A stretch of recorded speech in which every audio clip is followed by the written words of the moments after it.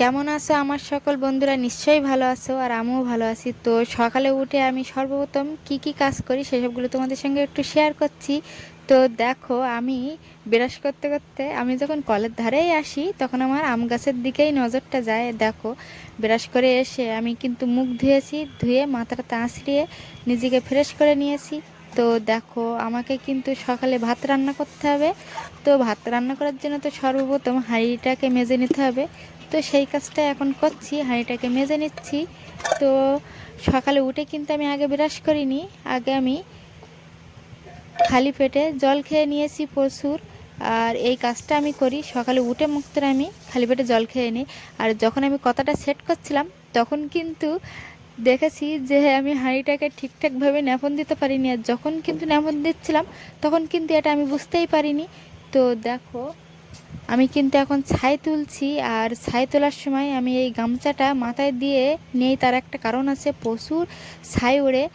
আর আমাকে তো পাতার জাল আর সর্ষের জাল দিয়ে রান্না করলে সপ্তাহে 3-4 বার আমাকে শ্যাম্পু করতে হয়, না হলে আমার মাথায় মানে সামনের দিকটায় প্রচুর নোংরা হয়ে যায়, পিছন দিকটা অতটা নোংরা হয় না। তো তোমরা দেখলেই তো বুঝতে পারছো। দেখো কত মানে ধোঁয়া উঠছে, ছাইগুলো মানে ধোঁয়ার মতন উঠছে। তো আমার কিন্তু এখন ছাই মানে উনুন থেকে কাড়া হয়ে গেছে। এবার আমি কিন্তু ভাত বসাবো। তো দেখো, আজকে কিন্তু আমি যেমন তেমনভাবে ঝাড় দিয়ে নিচ্ছি। আর এদিকে তাড়াহুড়ো করে, যেহেতু মেয়েদের স্কুলে টাইমে তো ওদের রান্না করে দিতে হবে, ওদের তো টাইমে স্কুলে যেতেই হবে। আমার একটু বাসি কাজে একটু দেরি হলেও অসুবিধা নেই, রান্নাটা আমাকে তাড়াতাড়ি করতে হবে। তো এই দিকে তোমাদের দাদাভাই বলল যে চা বানাতে, আর মেয়েরাও চা খাবে। ওদের একটু চা চা ওরা বেশি খায় না, ওদের একটু অল্প করেই দেয়। আর ওরা একটু ওই বিস্কুটটা ডুবিয়ে বিস্কুট খাওয়ার মতনই অল্প করে চা দেয় ওদের। আর দেখো, সর্ষে গাছগুলো এত মানে কদিন আগে বৃষ্টি হয়েছে আর সর্ষে গাছগুলো নরম হয়ে গেছে। আর আমি কিন্তু এর আগে রোদ্দুর যখন ছিল তখন সর্ষে গাছগুলোকে রোদ্দুরে দিয়ে কিন্তু রেখেছি। আর যখন বর্ষা হয়েছে আর সর্ষে গাছগুলো একদম নরম হয়ে গেছে, আর জাল দিতে গিয়ে দেখো কত ধোঁয়া হচ্ছে। এভাবে কিছু করার নেই, এখন আমাদের তো গ্যাস নেই।